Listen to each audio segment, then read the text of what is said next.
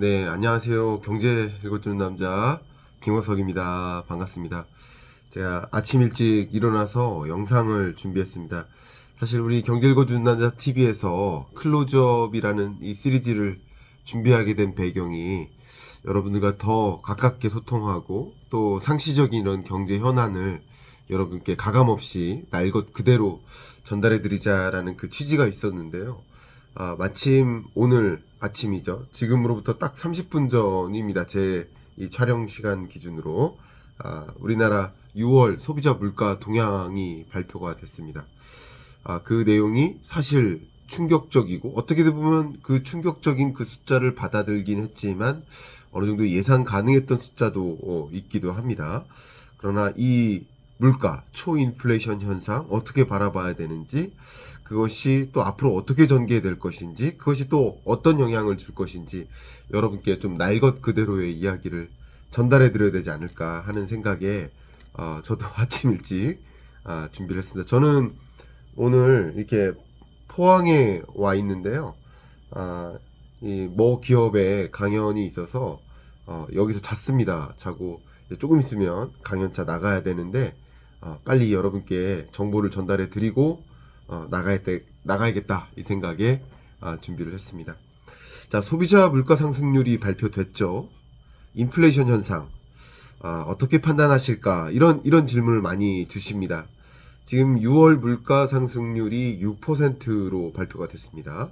물론 그동안 고위공직자, 추경호 부총리도 6%대를 기록할 것이다 라고 얘기를 했기 때문에 예상했던 것보다는 좀 낮은 가능성, 낮아 보이는 느낌이 있습니다. 6%라고 하니까. 그러나 어쨌든 예상치, 시장의 기대치보다는 그렇게 높진 않으니까 6%대 물가 상승률이야 라고 생각을 했으니까, 그러니까 생각보단 낮은 물가네. 이것이 말 그대로 이 6%라는 이 물가 상승률이 주는, 어떻게 보면 시장이 주는 충격, 그런 것은 덜하지 않을까, 주가에도 이것이 미치는 그 영향은 덜하지 않을까 생각을 합니다. 그게 어떻게 보면 포워드 가이던스라고 하죠. 선제적 지침을 주었던 그 영향이지 않나 이렇게 생각을 합니다. 어쨌든 이 6%라는 물가 상승률은 근래 들어 지난달 5월달 5.4%, 또 4월달 4.8%에 이어서 역시 14년 만에 최고치의 이 물가 상승률을 기록하고 있고요.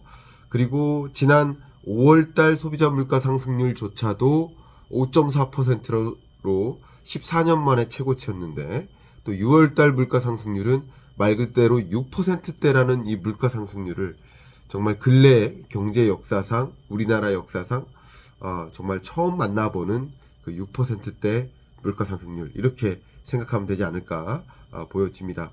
이렇게 6%대 물가 상승률을 기록한 이 배경에는 역시 우리가 소비하는 소비 품목 약 460여 가지 소비 품목이 있잖아요. 그 품목 중에서 특별히 이 공업 제품이라고 하죠. 경유나 휘발유 가격이 50.7% 오르고, 휘발유는 31.4% 오르고, 그런 것들이 어떻게 보면 전체 소비자 물가 상승세를 견인했다라고 볼 수 있겠습니다. 이제 두 번째로 여러분이 많이 주시는 그 질문이, 그러면 앞으로 이 국내 물가는 잡힐까요? 아니면 이 고물가 기조가 더 장기화 될 수 있을까요? 이 질문인데요. 지금 우리가 이 만난 소비자 물가 상승률은 6월 물가 상승률입니다. 원래 매월 첫 번째 주 화요일, 첫 번째 화요일이죠. 그날 소비자 물가 동향조사가 발표가 되거든요. 그러니까 이 7월 초에 만난 6월 물가 상승률이고, 지금 여러분들이 체감하고 계시는 7월 물가 상승률은 이제 8월 초에 발표가 되겠죠. 그럼 8월 초에 성적표를 받아볼 때 이 7월 물가는 6%를 높을까, 상회할까, 아니면 6%를 하회할까, 이런 부분에 대한 걱정이 되죠. 그런 면에서 우리가 그 다음 물가 상승률 추이를 나름 전망할 수 있는 그 선행 지표가 있는데, 그게 바로 기대 인플레이션율입니다. 이 기대 인플레이션율은 소위 말해서 여러분들이 스스로 향후 1년 동안 소비자 물가가 상승할 거야, 이만큼 상승할 거야, 아니면 떨어질 거야 라는 여러분의 기대치라고 볼 수 있을 것 같아요. 근데 여러분의 기대가 계속 높게 나타날 것이다 라고 생각만 한다면 실제 물가가 높게 반영되는 경향이 있습니다. 제가 여러 차례 말씀을 드렸는데 앞으로 물가가 이렇게 높다라고 하면 임금 협상의 과정에서도 그 물가 상승률만큼은 임금에 반영을 해주세요라고 제안을 할 수밖에 없기 때문에 그런 인건비가 올라가고 그 인건비가 반영된 가격이 또 발표가 될 수밖에 없겠죠. 그런 것들, 또 기대 인플레이션율이 높으면 자영업자들의 어떤 메뉴판 가격을 올릴 수밖에 없는 뭐 그런 현상들이 이 기대 인플레이션율을 가지고 확인할 수 있는데, 그런 관점에서 상당 기간 이 고물가 기조는 유지될 수밖에 없지 않을까. 그래서 22년 하반기 이 한 남은 이제 반년 동안의 그 경제는 이 고물가라는 그 리스크가 계속 존재하는 경제, 이렇게 해석하는 것이 맞지 않을까 생각합니다. 실제 지금 이건 기대 심리적인 측면에서 판단을 한 거고, 실제 국내 물가를 안정화시킬 요인도 있지 않습니까? 또 상승시킬 요인도 있는 것 아닙니까? 뭐 이렇게 하실 수 있는데, 하향 안정화시킬 요인들도 있습니다. 그리고 여전히 물가를 끌어올릴 만한 상승 압력, 그런 요인도 분명히 있습니다.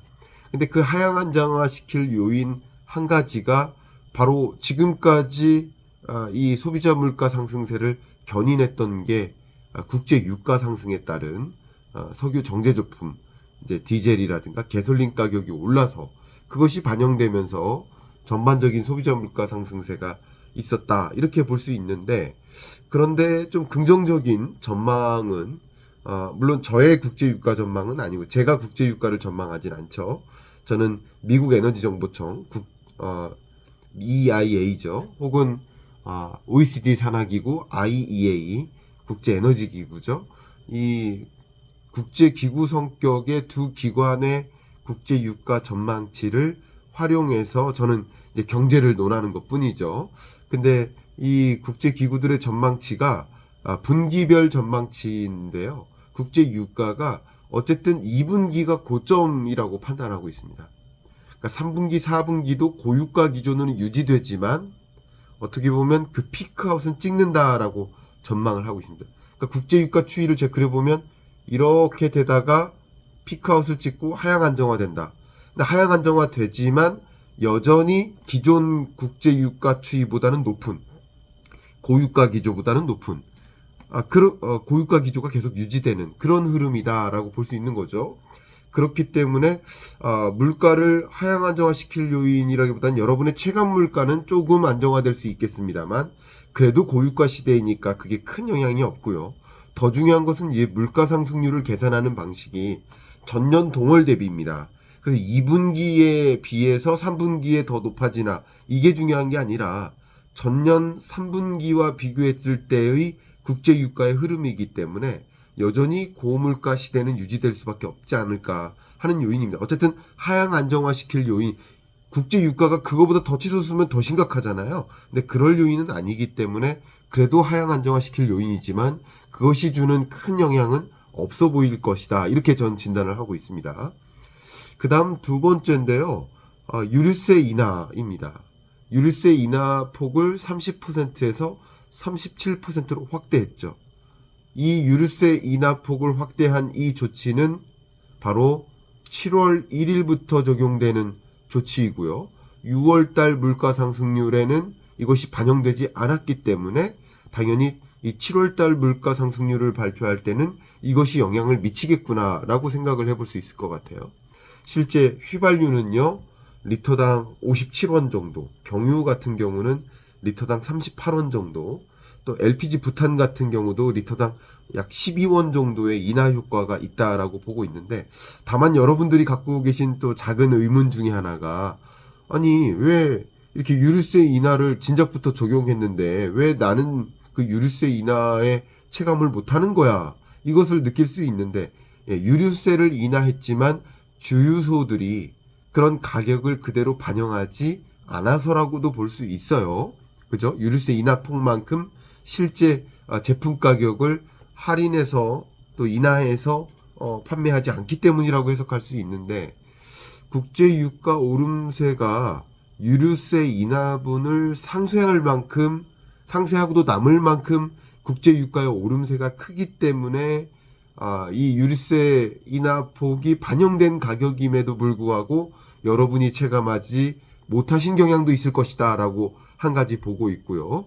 또 주유소별로 자체적으로 어떤 유류세 인하 이런 것을 자체적으로 결정해서 발표를 하기 때문에 또 그런 경향도 있지 않을까 보고 있고요. 또 주유소들은 어쨌든 재고를 소진한 후에 그 후에 지금 국제 유가의 이 유류세 인하폭을 반영하기 때문에 아직 어떻게 보면 기존의 그 재고가 소진되기 전까지는, 그쵸? 그 재고가 있을 거 아닙니까? 그것이 소진되기 전까지는 유류세 인하폭을 그대로 적용하지 않기 때문에도 있습니다. 그렇기 때문에 여러분이 체감하시는 그런 주유소 정유비 같은 경우는 바로 영향을 못 받을 수도 있습니다. 그러나 어쨌든 유류세 인하라는 이런 정부의 조치, 이런 것들은 어떻게 보면 실제 국내 물가를 하향 안정화시킬 수 있는 요인이라고 판단할 수 있겠죠. 단기적으로라도. 또 정부가 또 이런 것들을 조치를 취하는 과정에서 소비자들에게 제대로 이 유류세 인하가 전달되지 않는다라는 그런 여론도 많기 때문에 또 정부에서는 정유업계에 어떤 불공정 행위가 있지 않는지 그런 것을 점검하는 그런 것들도 이제 조치를 취하고 있죠. 그래서 정유사 공급 가격이나 전국 주유사 판매 가격 이런 것들을 좀 모니터링을 한다든가 현장 점검을 한다든가 공정위도 동행해서 그 담합 여부를 판단한다든가 뭐 이런 것들 이 감찰 조치를 취할 것이기 때문에 여러분이 기대하시는, 여러분이 체감하시는 그런 물가도 어느 정도 반영될 수 있겠다 이렇게 생각을 합니다.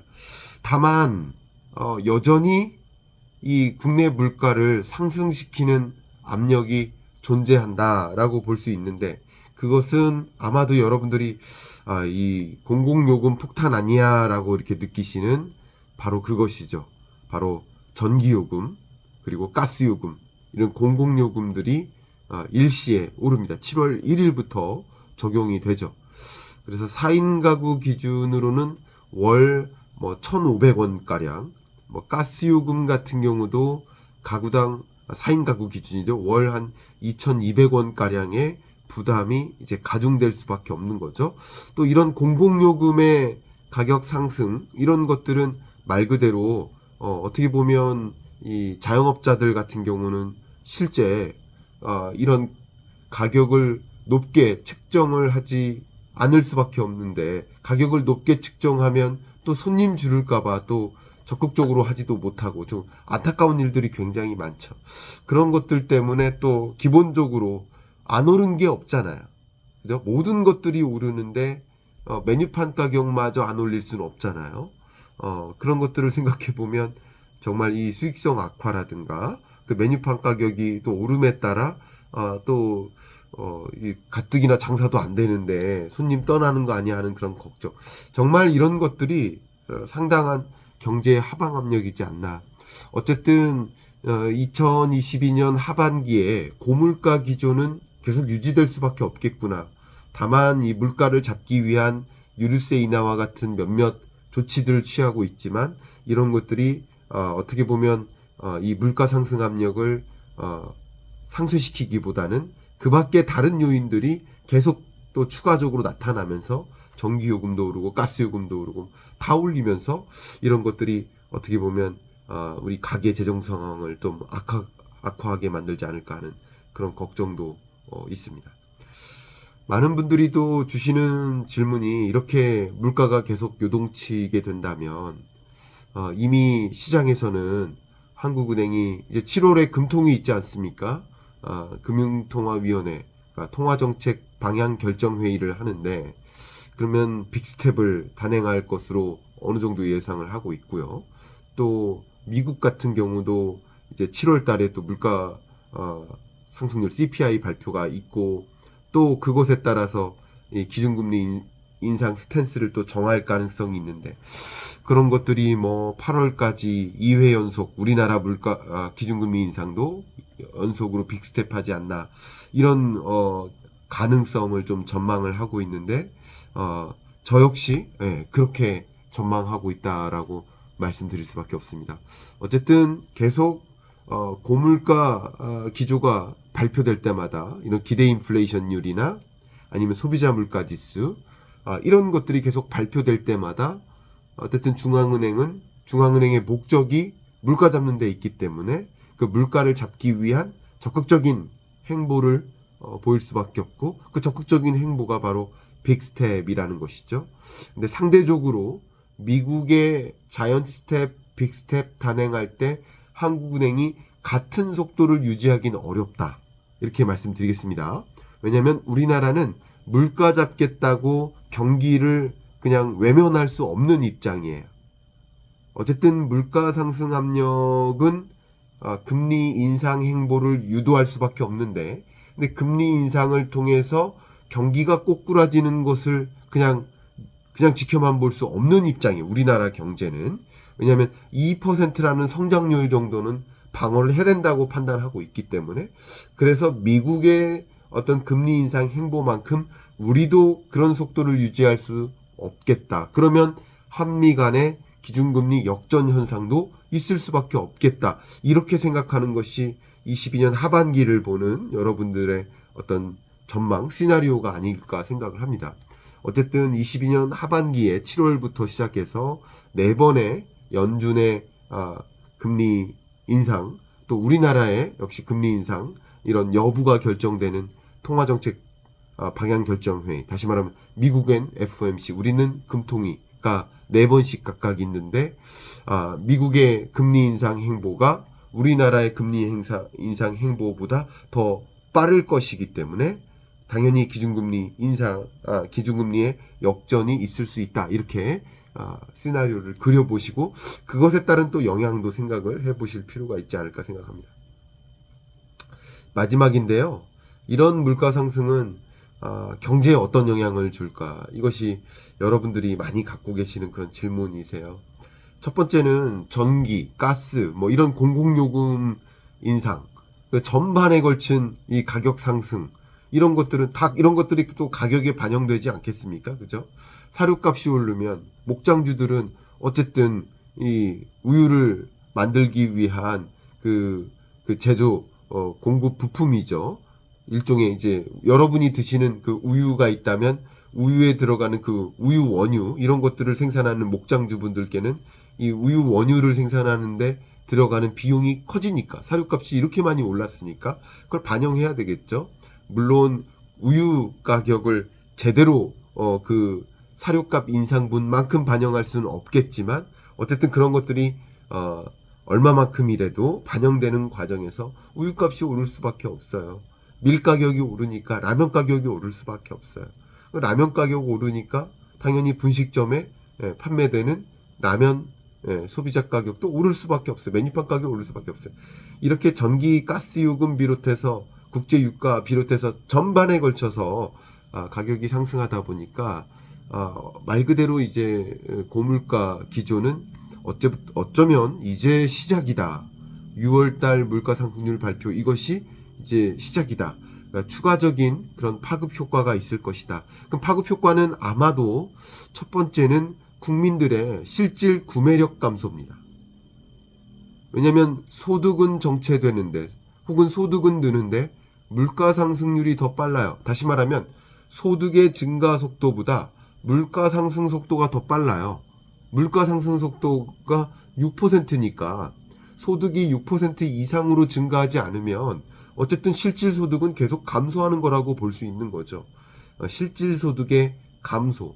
그리고 또 이런 고물가 시대에는 고금리 행보를 가져가다 보니까 변동금리 대출자들의 경우에는 정말 힘들죠. 이자 상환 부담이 더 커질 수밖에 없겠죠.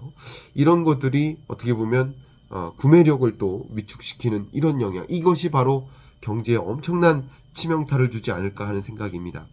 또 금리 인상 행보는 당연히 자산 가치를 하방 압력을 주는, 하락시켜주는 그런 영향을 미칠 수밖에 없겠죠. 제가 누누이 계속 말씀드려 왔었던 것처럼 그렇습니다. 2020년, 21년 계속 자산 버블이라는 표현을 해왔잖아요. 왜 자산 버블이라는 표현을 잊었을까? 그러니까 자산의 본연의 내재 가치보다 그 액면 가치가 커졌다는 뜻이잖아요. 내재 가치보다 그 가격이 커졌다는 거잖아, 쉽게 말하면. 그러면 그게 자산 버블인데, 자산 버블이란 얘기는 이게 언젠가는 정상으로 돌아올 거라고 생각했잖아요.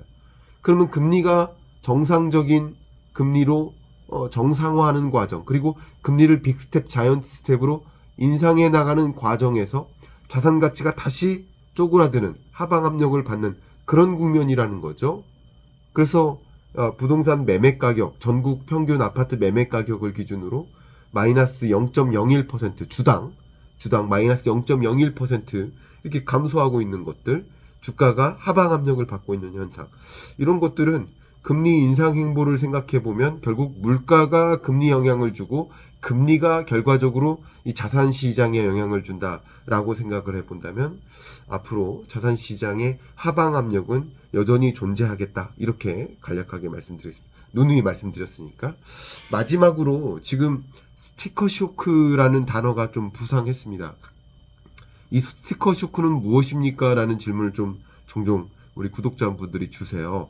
스티커 쇼크는 말 그대로 소비자가 상품에 붙은 그런 가격표를 받아들고 놀라는, 충격을 받는, 카플레이션이라는 표현을 쓰죠. 자동차 가격이 올라요. 스마트폰 가격이 올라요.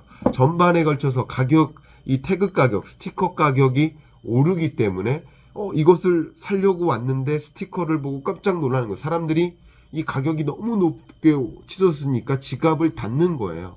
근데 미국 경제를 한번 생각해 보면 미국은 이미 스티커 쇼크가 나타나기 시작했습니다. 우리보다 먼저 고물가가 찾아왔고 그 고물가 기조가 나타나다가 지금 6월 말 7월 초부터 스티커 쇼크가 발생하기 시작했어요. 미국의 소비가 지갑을 닫는 현상이에요. 소비가 위축되는 현상이에요. 그럼 미국 경제의 60%, 70%, 대략 70%죠. 70%가량, GDP의 70%가량이 소비가 결정을 주는데, 근데 이 소비가 위축되면 미국 경제가 뚜렷하게 회복될 수가 없겠다라고 볼 수 있는 거죠. 이게 미국 경제를 지탱하는 그 소비가 이제 침체되면서 미국 경제가 다시 이렇게 침체되는 경로, 이게 스티커 쇼크라고 볼 수 있는데, 그래서 이 하반기에 소비가 크게 위축될 가능성이 있고, 우리나라 같은 경우도 7, 8월 정도면 실제 소비가 심리도 얼어붙고 소비 자체가 지갑을 닫는 현상이 이 쇼크로 작용할 수 있겠다. 그런 것들이 22년 하반기에 이 경기를 억누르는 그런 영향을 주겠다. 말 그대로 금리가 올라가기 때문에 저축 심리가 높아지죠. 근데 저축이라는 그 의미 자체가 현재 소비를 줄이고 미래 소비를 아껴두자, 저축이 그런 의미 아닙니까? 그러니까 저축을 하다 보니까 소비가 또 위축될 수 있고, 또 부채를 짊어졌던 이자 상환 부담이 커지니까, 변동금리 대출자가, 그러니까 절대적으로 소비 지출을 할 수 있는 소비 지출 여력 자체가 줄어드니까 또 역시 소비가 위축되고, 그런데 가격마저 올라가니까 소비는 더 위축되는 이런 현상이 계속 지속되지 않을까 하는 것이 22년 하반기에 제 판단입니다. 여러분들은 이런 경제 전반에 걸친 흐름을 좀 진단하시고, 여러분들도 경제 흐름을 정확하게 스스로 읽어 나가시고, 그것에 기초해서 여러분의 자산관리 혹은 경영의사결정 하시는데 좀 참조가 되셨기를 바라면서 이만 마무리하겠습니다. 제가 처음으로 제가 혼자 찍어보고 이렇게 영상을 게재해 보려고 하는데요.